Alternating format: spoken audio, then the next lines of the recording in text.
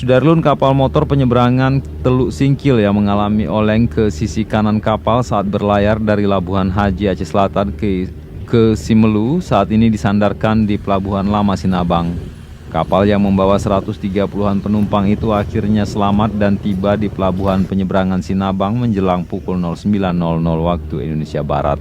Tak ada korban dalam peristiwa itu, namun para penumpang sempat panik dan sudah memakai life jacket. Pasca kejadian tersebut, Dinas Perhubungan Aceh maupun Dinas Perhubungan Simelu meminta KMP Teluk Sinabang agar sementara waktu tidak dioperasikan.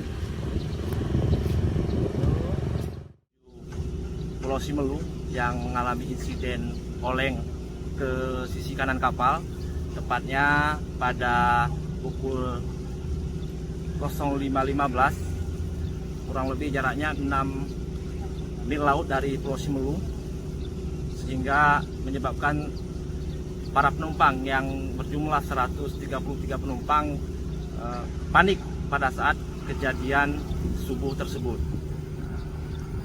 Untuk kapal ini sendiri dikelola oleh PT SDP Persero yang berkedudukan kantor cabangnya di Aceh Singkil. Kapal ini sendiri awalnya melayani rute Pulau Banyak Singkil dan Singkil Pulau Nias. Namun karena kedatangan kapal baru di Simelu, ada Aceh Hebat 1 dan Aceh Hebat 3, sehingga kapal KMP Teluk Singkil ditarik ke Simelu untuk melayani Simelu. Dari Simelu, Sari Mulyasno, Serambion TV.